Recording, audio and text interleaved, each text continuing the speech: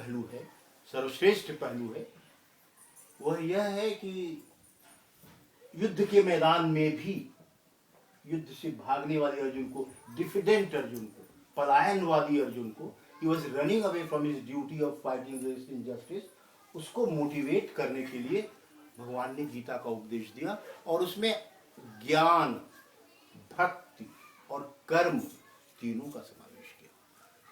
वहां पर तो रणभेरी बच चुकी थी, शंखनाद हो चुका था, दोनों सेनाएं तैयार थी कौरवों और पांडवों की युद्ध के लिए, और वहां आत्म तत्व का विवेचन हो रहा था। तो क्यों?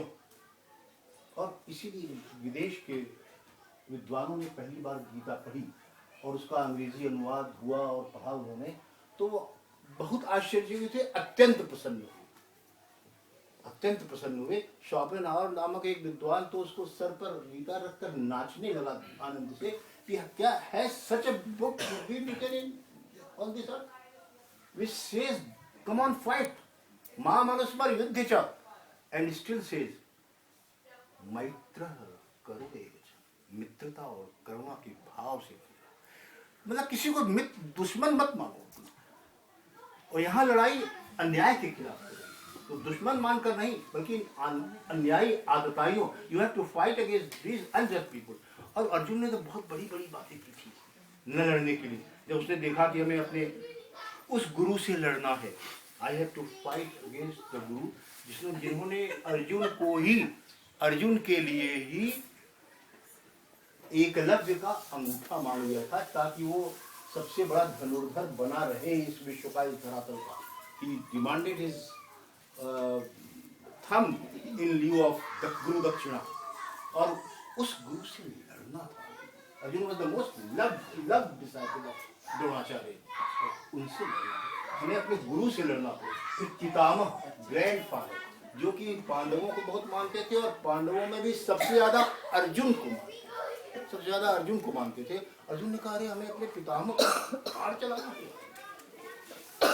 ईश्वरी प्रतियोत्साह में पूजा अनुसूदना, इन पूजा के योग्य अपने गुरु, पितामह, चाचा, मामा, इन सबको मुझे लड़ना, नहीं लड़ूंगा और मैं भीख मांग कर जी लूंगा। और ये कहकर के जब चुप हुआ, तब भगवान ने कहा, एक पहली बार तो डांटा रहा, बहुत बड़ी बड़ी बातें की थी कि तमाम ये लड़ाइयाँ होगी, पुरुष मारे जाएंगे, पुरुष मारे जाएंगे तो स्त्रियाँ भ्रष्ट हो जाएंगी, वर्ण संतानें उत्पन्न होगी, तब पिंड कौन देगा, पिंडोदक क्रिया, लुप्त पिंडोदक क्रिया हो जाएंगे, उनको कोई पिंडदान देने वाला नहीं रहेगा, जल देने वाला कोई नहीं रहेगा, और कैसे हम लड़े ऐसे, हम तो इस पूरी दुनिया का क्या त्रैलोक्य का राज्य नहीं चाहे, I do not want the kingdom of the entire Cosmos, मैं लेकिन लड़ूंगा नहीं। तब भगवान ने डांटा, और डांटने के साथ साथ ज्ञान की बात है, उनका अशोच्यानंद शोचस्तम प्रज्ञावान गतासु न गतासुश्च नानुशोचन की पंडिता। तू बहुत बड़ी बड़ी बातें कर रहा है, जिनको शोक नहीं करना चाहिए उनके लिए तू शोक कर रहा है, जिनके लिए शोक नहीं करना चाहिए उनके लिए तू शोक कर रहा है, और फिर भी विद्वान बुद्धिमान बनने की कोशिश कर रहा है। गतासु न गतासुश्च नानुशोचन की पंडिता, जिनके प्राण नहीं गए हैं और जिनके प्राण चले गए हैं, उन दोनों के लिए भी कोई शोक नहीं कर रहा है।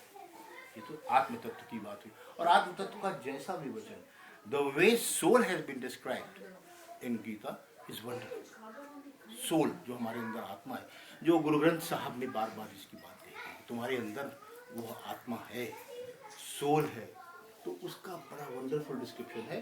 और मैं जब पढ़ता हूँ कभी गुरु ग्रंथ साहब की कुछ बातों को और तमाम अन्य ग्रंथों को भी, तो उसमें देखता हूँ गीता से बहुत सिमिलरिटी है।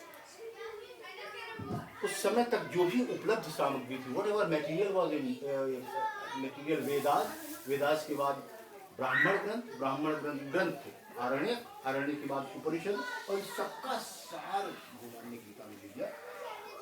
तो आत्मा का निजायते मृगेवा कदाचिन नायम भूत्वा भवितावान भूया जो नित्यं शाश्वतोऽयं चिरायो नान्यते अन्यमानि करेंगे। ये तो कोई पैदा नहीं होता, आत्मा न मरता है, यह अज है, नित्य है, शाश्वत है, पुराण है। तू क्या समझता है तुमको मार देगा? ये आत्मा है, ये शरीर नहीं। वो याद दिला देना चाहते हैं, देखो ये तू शरीर नहीं है, शरीर का तो नाश हो जाएगा, कल भी तुम थे, आज भी हो और कल भी रहोगे। न ते वाहम जात नासम न तुम नेमे जनाधिपा न चैव न भविष्यामि सर्वे वयमतः परम। तुम पहले भी थे, आज भी हो, कल भी रहोगे। ये सारे राजा पहले भी थे, आज भी रहोगे। अब कुछ बातें हम बात करें, जैसे अभी चर्चा हो रही थी सरदार जी से भी और आपसे। कहते हैं वो गीता से कैसे मिलता है, मैं ये बताऊंगा बात। बहुत अच्छा नमस्कार होता है, प्रणाम, सत श्री अकाल। तो मैंने सोचा कि नहीं मालूम, सरदार जी को बहुत सही मालूम था, कि बहुत सही मालूम था। सत माने होता है ट्रू, और ट्रुथ क्या है, सत्य क्या है? Truth is that which always exists, जो हमेशा बना रहे, पहले भी था, आज भी और कल भी रहेगा। इस फॉर्म में ये मकान पहले नहीं था, यह जमीन रही होगी, आज है, आज से 200 साल पहले उसका रूप बदल सकता है। तो सत्य वो है जो, लेकिन शरीर तो हम लोग बड़ा बड़ा clear proof, require proof for all this. क्योंकि 8 साल के हम थे, 7 साल के थे, हमें याद है तब से हमारा दूसरा रूप था। हम थोड़ा और यंग हुए तो हमारा कुछ दूसरा रूप हुआ, फिर और ग्रोथ हुई तो दूसरा रूप हुआ, आज दूसरा रूप है। तो जरा जो गीता कहती है, देखो 3-4 बातें याद रखना।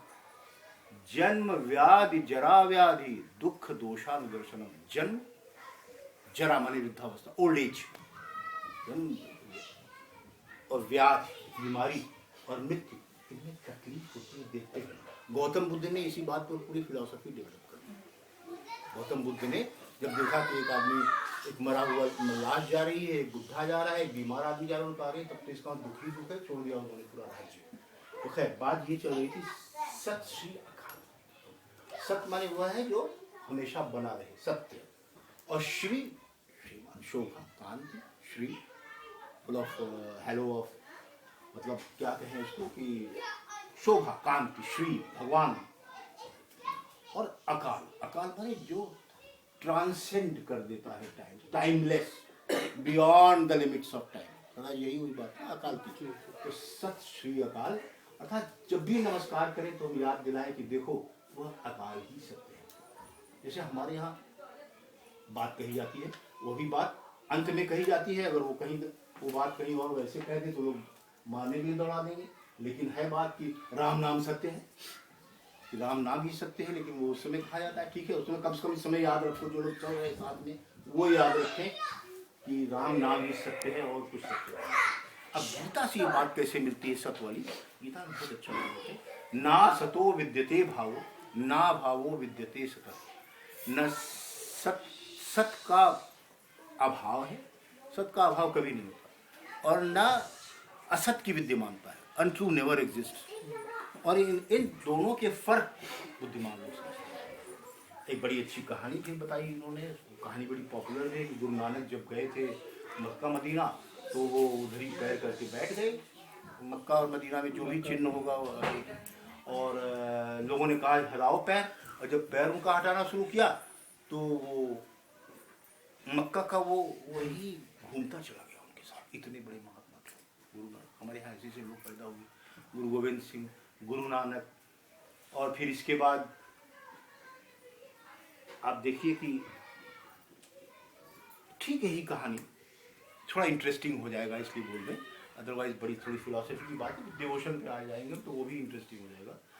वो एक सज्जन पूछ रहे थे कि मैं कोई बड़े महात्मा से मैं मिलना चाहता हूँ, I want to meet a great soul, बताओ कहाँ मिलेंगे? तो लोगों ने एक पता बताया कि 5-6 किलोमीटर दूर के एक मंदिर में चले जाओ, एक महात्मा जी मिलेंगे, बहुत अच्छे महात्मा है, तुम धन्य हो जाओगे। वो गए तो देखा कि वो भगवान की मूर्ति की तरफ पैर करके बैठे थे, भगवान की मूर्ति की तरफ पैर करके लेटे हुए थे। उनका अरे मैं कहाँ फंस गया, ये महात्मा जी तो भगवान की मूर्ति की तरफ पैर किए हुए। तो खैर उन्होंने जब ध्यान गया महात्मा जी, उनका बैठो क्या सोच रहे हो तुम, तुम्हारे दिमाग में क्या क्या बातें चल रही, बैठ जाओ। खैर इतनी देर में ये देखा कि उन्होंने उस दिन भोग लगाने के लिए बाटी बना रखी थी। बाटी, आप लोग बाटी सब समझते हो, बाटी बना रखी, दाल बाटी, बाटी बना रखी थी। तो एक कुत्ता आया और बाटी लेकर भाग गया। एक बाटी उसने अपने मुंह में उठाया और भागा। तो महात्मा जी ने उसको दौड़ा लिया, महात्मा जी ने दौड़ा लिया उसको। आप महात्मा जी ने दौड़ा लिया कि ये बाटी लेके कहाँ भाग रहा है। अब उसने सोचा हम कहाँ फंस गए कि एक तरफ पैर किए हुए दूसरे बाटी के लिए महात्मा जी इतना दौड़ रहे, ये तो बहुत बुरे फंसे। अब यहाँ कहाँ इनका दर्शन करने आ गए। तो काफ़ी दूर जाके उन्होंने कुत्ते को पकड़ा, बाटी सहित ले आए। फिर उस बाटी को उन्होंने घी में डुबोया। कहा भगवान आप ये बिना सूखी बाटी खाते तो कैसा लगता, तो ये खाइए। मतलब उन्होंने उनमें भी भगवान को देखा। भगवान गीता कहती है शून्य चैव स्वपाके च पंडिता समदर्शिना। चाहे शून्य हो, चाहे चांडाल हो, कुत्ता हो, कोई हो, पंडित मान, पंडित आप कुछ डेफिनेशन जाननी चाहिए। जैसे पंडित माने क्या, वो दस पंडित भी तो कहते हैं पंडित जी। ये सारे पंडित जी नहीं है जो पुरोहित जो मंत्र पढ़ते हैं, गलत मंत्र पढ़ते और वो बड़ा नुकसानदेह होता है। तो कहते पंडित माने पंडा होता है, पंडा। पंडा माने पंडा वो नहीं जो पुजारी होते हैं, और खराब वो सब मंत्र पढ़ते हैं, गंगा जी मंदिर में, और शाम को जाके शराब ज्यादातर 90% होते हैं, वो बड़े खराब। पंडा माने होता है ब्रह्म बुद्धि। The word Panda means wisdom of ब्रह्म, जो ज्ञान, नॉलेज ऑफ ब्रह्म, जिसके अंदर ब्रह्म ज्ञान हो। ब्रह्म ज्ञान को पंडा कहते हैं, ब्रह्म ज्ञान को पंडा कहते हैं। तो जिसके अंदर ब्रह्म ज्ञान हो, जो ब्रह्म को जाने, हम आत्म स्वरूप है, हम परमात्मा स्वरूप है। सर्वम खल विदम ब्रह्म, सब कुछ ब्रह्म ही है। जिसको कि हमारे यहाँ के सारे महात्मा, चाहे जगत गुरु शंकराचार्य रहे हों, चाहे गुरु गोविंद सिंह, गुरु नानक रहे हों, और चाहे हमारे यहाँ के और बड़े बड़े महात्मा रहे हों, गौतम बुद्ध भी थे। गौतम बुद्ध को भी हम लोगों ने अवतार मान लिया हम लोगों ने। तो ये उनके अंदर ब्रह्म ज्ञान था। तो जिसके अंदर ब्रह्म ज्ञान हो उसको पंडित कहते हैं। तो पंडितादम माने जो ज्ञानी लोग हैं वो कुत्ते में भी भगवान देखते हैं, चांडाल में भी भगवान को देखते हैं। और गोस्वामी तुलसीदास कहते हैं निज प्रभु में देखें जगत कैसन करें विरोध। जब सारे में भगवान बैठे हैं तो हम विरोध किससे करें। तो जैसे मुझसे एक ने पूछा कि आप 20 साल की उम्र से गीता पढ़ते हो, तो क्या आपको कोई भगवान के दर्शन हो पाए। हमें तो रोज दर्शन होते हैं और हमेशा दर्शन होते रहते हैं। उनका वो कैसे, आप मेरे सामने, मैंने कहा उनसे कि आप मेरे सामने बैठे हुए हो, मैं आपके अंदर भगवान को देख रहा हूँ। और है क्या, आप भगवान ही तो है जो आपको बोली दे रहा है, आप अच्छी बात कर रहे हैं, तो कुछ चल रहे हैं। वो भगवान थोड़ी रुष्ट हो जाए, प्राण को निकाल दे, क्या रह जाएगा, मिट्टी हो जाएगा ये शरीर। तो भगवान तो सबके अंदर है, आत्मा सबके अंदर है, और सब हर व्यक्ति भगवत स्वरूप है। इस तरह की जो हमारी जो संगत है, सो सत्संग के माने में क्या होता है, सत्य, ये वही ट्रुथ, जो ट्रू है उसका संग, उसका साथ करें सत्संग। इस तरह के सत्संगों का उद्देश्य ही होता है कि हमारे अंदर जो छिपे हुए हमारी जो भगवत्ता है वो हमारे उभर जाएगा। तो ये हुई बात। फिर अब ज्ञान से बस सांख्य ज्ञान से आत्मा, परमात्मा। और भगवान कहते हैं कि हम शरीर नहीं बल्कि आत्मा, हम शरीर नहीं बल्कि आत्मा। ये हम लोगों को जानना चाहिए। अगर ये प्रैक्टिस करें तो हो भी जाएगा। और ये मैं अभी महसूस कराता हूँ कि कैसे हम आत्मा है, ये महसूस कर सकते हैं। हम शरीर नहीं बल्कि आत्मा है, हम मन नहीं बल्कि आत्मा है, हम बुद्धि भी नहीं बल्कि आत्मा है। गीता कहती है इंद्रियाणि पराणि आहुः इंद्रियेभ्यः परम मनः। शरीर से अधिक सूक्ष्म और परे, बियॉन्ड इंद्रियां, इंद्रियों से परे मन, मन से परे बुद्धि, और बुद्धि से परे कौन है, सब, यानी वह परमात्मा, आत्मा। तो हमें यह ध्यान रखना चाहिए। अच्छा, अब हमारे अंदर आत्मा है, ये हम कैसे महसूस कर सकते हैं।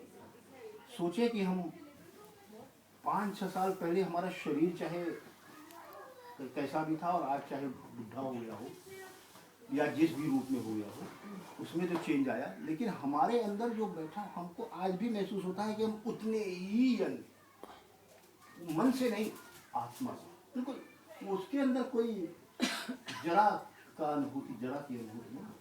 आप लोग बताइए, सोचिए जरा, एक दिन इस पर विचार करिए। Just think, go into your own self। आदमी बोला कि नो इट दाई सेल्फ, अपने आप को जानो।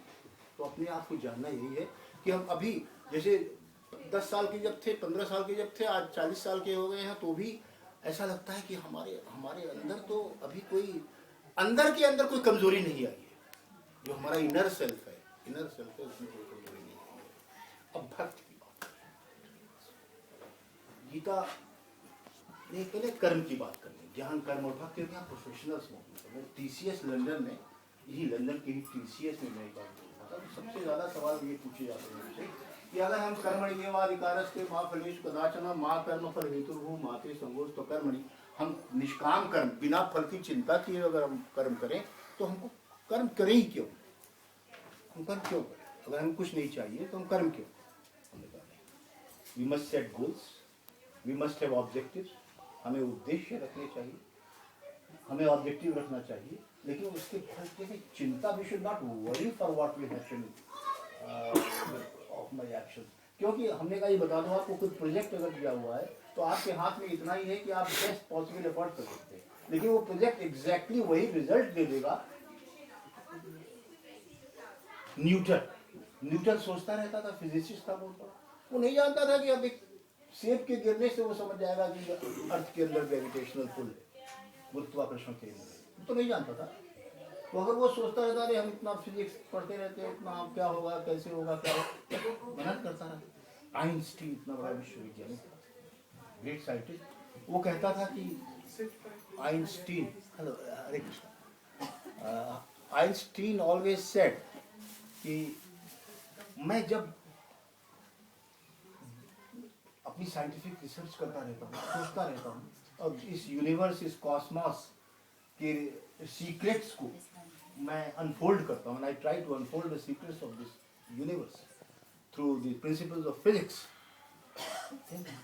आई फेल टू।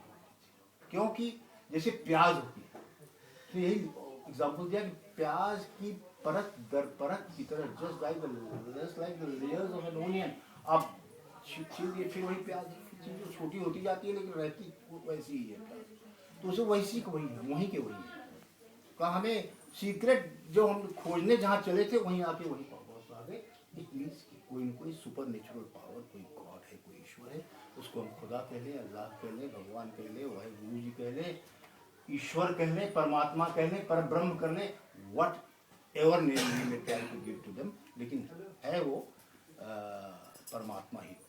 तो आइंस्टीन ने ये बात कही। तो कर्म के बारे में ये है, कर्म का जितना अच्छा सिद्धांत है, वॉरेन हेस्टिंग्स कहता था कि इस दुनिया को सबसे बड़ा उपहार श्रीमद् भगवद गीता का निष्काम कर दिया, निष्काम कर, नियतम कुरु कर्म तुम कर्म जाए हो या कर्म। अर्जुन ने भी कहा ही था तो नहीं करेंगे ये सब, उनका देख अगर तू फल की चिंता नहीं करे तब जो काम करेगा वो तुझे बंधु में नहीं जाए, न तू परेशान हो, स्ट्रेस में भी नहीं। मैं अपने स्ट्रेस मैनेजमेंट पर जो लेक्चर देता हूँ उसमें मैं यही कहता हूँ कि अगर फल की चिंता छोड़ दो, मस्त जैसे इंटरव्यू जब देने जाते हैं, चाहे बड़ी से बड़ा इंटरव्यू देने जाए, तो आप अगर स्ट्रेस में लेके जाएंगे इंटरव्यू में, तो आपका अगर बिल्कुल नेचुरल है, फोटोग्राफी अगर आप बहुत ज़्यादा कॉन्शियस होकर फोटो खिंचवाएंगे तो अच्छा नहीं है, बड़ा स्ट्रेस आ जाएगा, उसको तनाव, इसको टेंशन। उसी तरह से इंटरव्यू में बात है, वहाँ भी फल की चिंता, I don't care for what will happen. जैसे अब मैं आपको एग्जाम्पल बता दूँ, घरेलू एग्जाम्पल देने, मेरी सबसे छोटी बेटी जो यूएस है, तो उसको इंटरव्यू लेना था अपने जॉब के लिए सबसे पहले, तो उसका फर्स्ट इंटरव्यू था, तो 3 लेयर का इंटरव्यू क्लियर कर लिया था।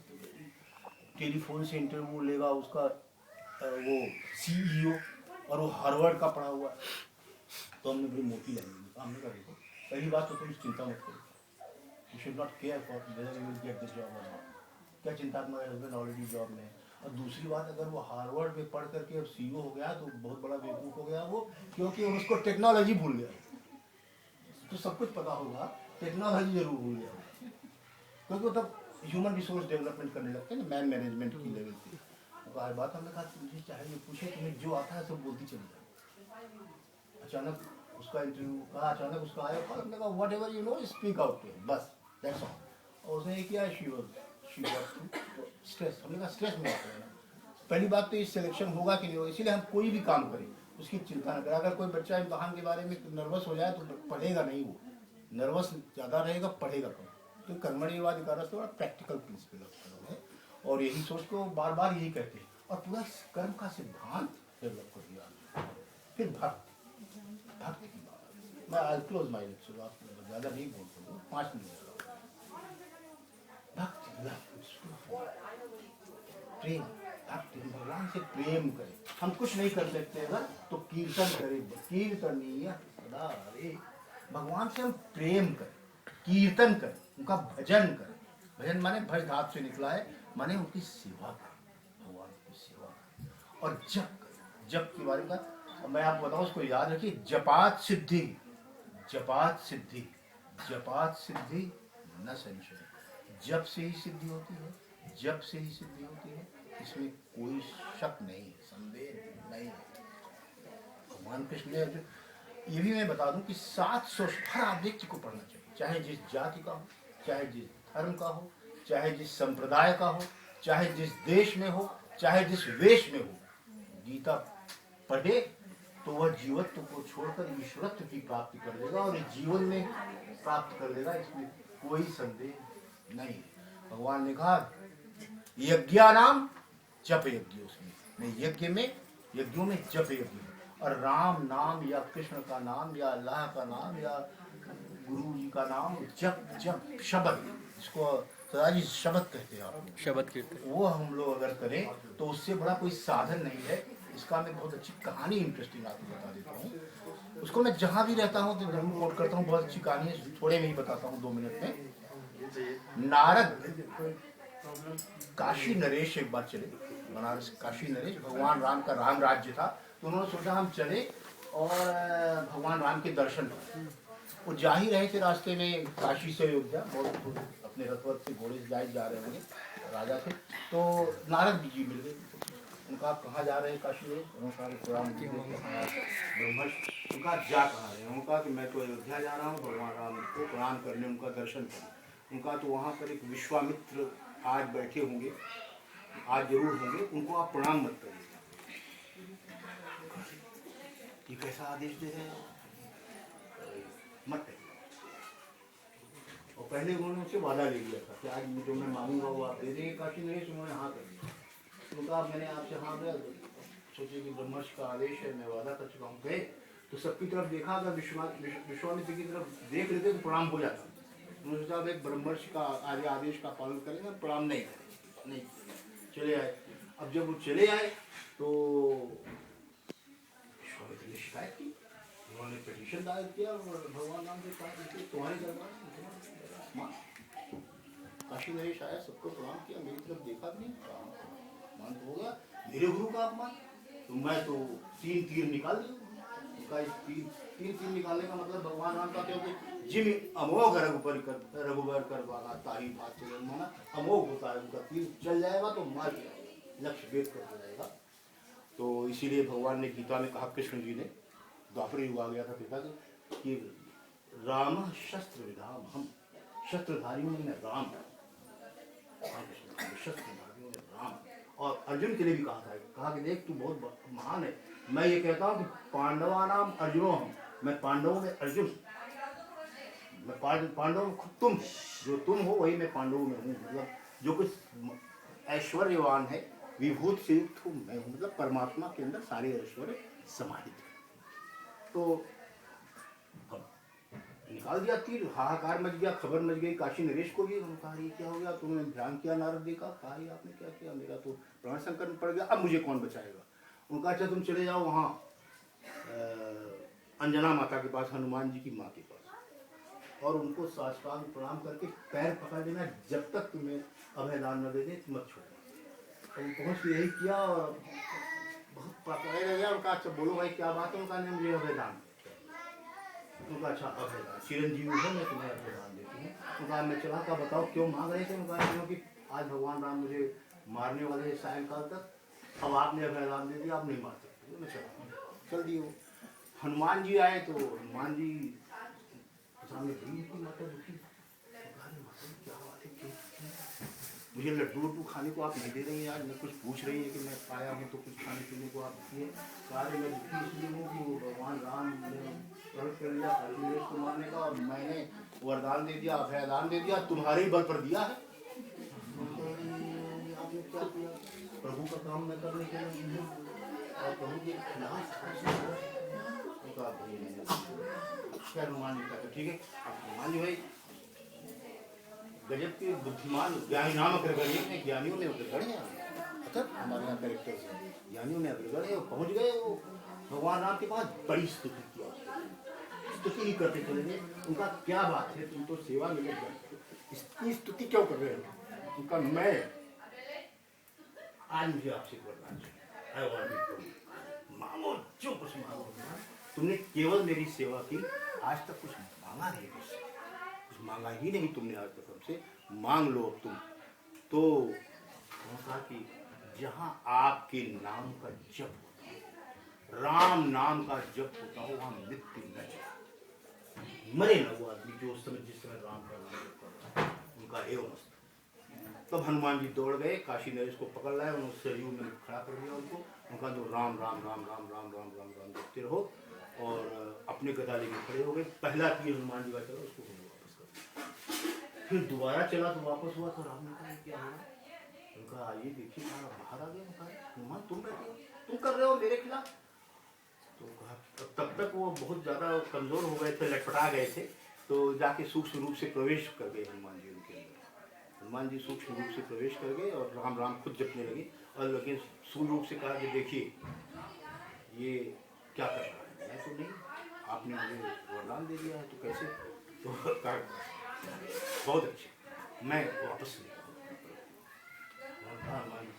ये है एक भक्त जब राम के नाम का जप, चाहे शब्द हो, राम हो, तो हमें, चाहे मेरा ये कहना है कि चाहे हिंदू धर्म हो, इस्लाम हो, सिख हो,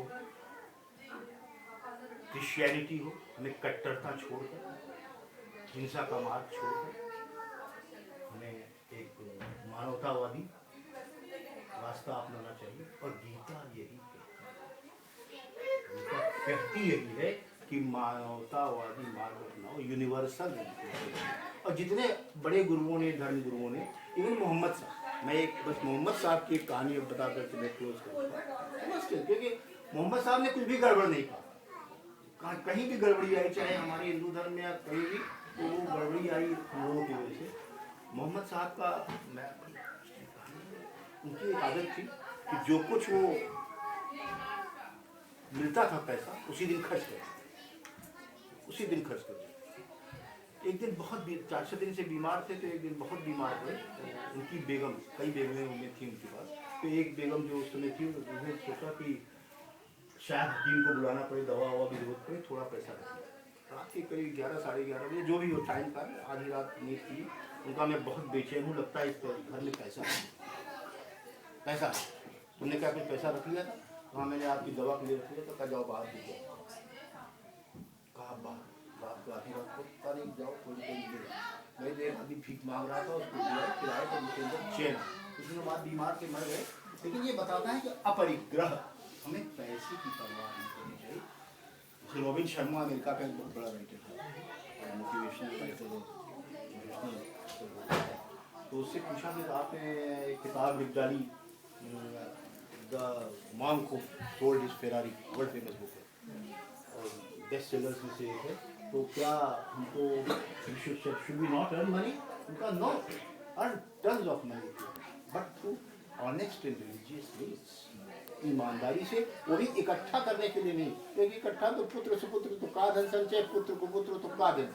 अगर हमारा लड़का लायक है तो कमा देगा, हमें उसे पैसा देने की जरूरत नहीं है। अगर लड़का नालायक है तो बिल्कुल जरूरत नहीं है, क्योंकि वो सारा वो फूंक फाँक के बरोबर कर देगा और अपने बाप को ही मार के पैसा छीन लेगा, अगर ज़्यादा पैसा कोई इकट्ठा करेगा। तो इकट्ठा करने की कोई ज़रूरत नहीं है। तो सारा मिला करके ये है कि हमें वो ड्यूटी है कि पैम्पलेट्स जरा डिस्ट्रीब्यूट कर दे, जो हमारा है उसमें हमने लिखा है कि हम जाति संप्रदाय के ऊपर हैं। हमने एक गीता को इंस्टीट्यूशनलाइज कर दिया है, हमने एक मिशन बना दिया, उसमें कोई मेंबरशिप फीस नहीं लगता, that is a world famous. और मैं आप सबको मोटिवेट करता हूँ कि आप लोग गीता पढ़िए, चाहे, क्योंकि मैं जैसे मैं खुद सब बाइबल भी पढ़ता हूँ, लेकिन गीता, क्योंकि गीता एसेंस में सचमुच बहुत कुछ है। गुरु ग्रंथ साहब में भी सारे आत्म तत्व के सिद्धांत और ब्रह्म परमात्मा। मैं गुरुवारे में मैं जब मैं किसी माथा टेकता हूँ तो मुझे शांति मिलती है, मेरे कुछ न कुछ काम पूरे होते हैं।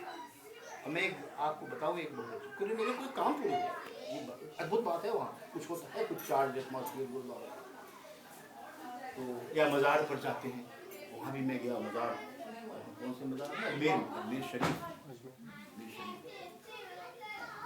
एक मंत्र, मैं विश्वास पाखंड की बात करता नहीं, लेकिन अगर आप उस मंत्र का, उस श्लोक का पाठ करके निकले तो आपको बड़ा कॉन्फिडेंस रहेगा और आप अपना कार्य सिद्ध कर सकोगे। और वो मंत्र है, यत्र योगेश्वरो कृष्ण यत्र पार्थो धनुर्धर तत्र श्री विजयो भूतिर् ध्रुवा नीतिर्मतिर् मम। दैट्स द लास्ट श्लोक। मैं भी गीता भी डिस्ट्रीब्यूट करूँगा एक तो यत्र योगेश्वर, अब वो क्यों काम सिद्ध होता है? उन्होंने कहा कि जहाँ योगेश्वर श्री कृष्ण मतलब वाइस परमात्मा और धनुर्धर अर्जुन है, यत्र पार्थो धनुर्धर, मतलब आपके अंदर बहादुरी आ जाएगी, मतलब आपके अंदर साहस हो, आपके अंदर भगवत्ता, ईश्वरत्व, देवत्व हो, डिविनिटी हो, भगवान में भरोसा हो कि I can do everything through God who strengtheneth me. अगर आप इसी बात को रात को I can do everything through God who strengtheneth me, ताकत तो भगवान देता है और मैं तब उसकी ताकत से उसके बल पर कुछ कर सकता हूँ। तब तो श्री, वहाँ क्या क्या होता है अगर इस श्लोक पर श्री हो, श्री मतलब कांति, शोभा, लक्ष्मी, श्री माने लक्ष्मी, विजयो विजय, भूत माने ऐश्वर्य, और ध्रुवा रीति मानो, और थ्रू अटल नीति, हम पॉलिसी नीति से चले, अनीति नहीं करेंगे। तमाम जो आजकल धर्म के नाम पर भी तमाम कर रहे हैं, धर्म गुरु अनीति, या लोग भारत में तो इतने स्कैंडल, इतने स्कैम्स हो रहे हैं कि इतना पैसा तो हम लोग लिख ही नहीं सकते, 22,000 से 4,000 इतना कर रहे हैं, लाख को स्कैम कर जा रहे हैं।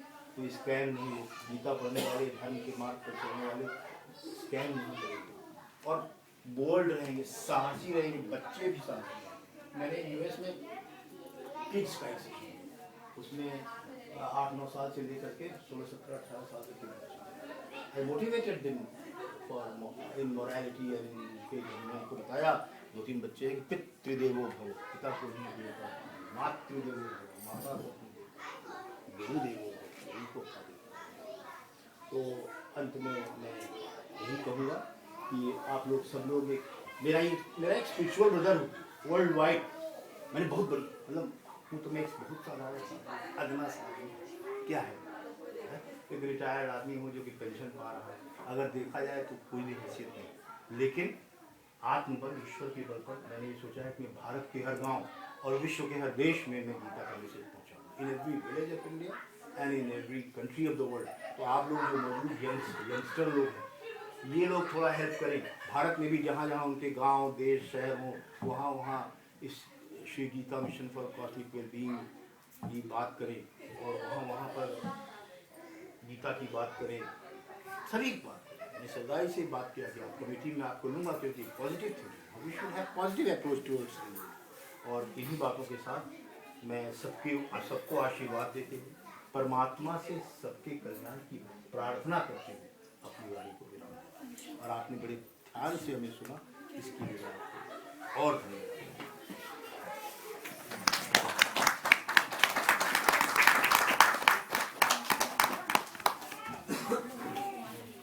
आ गए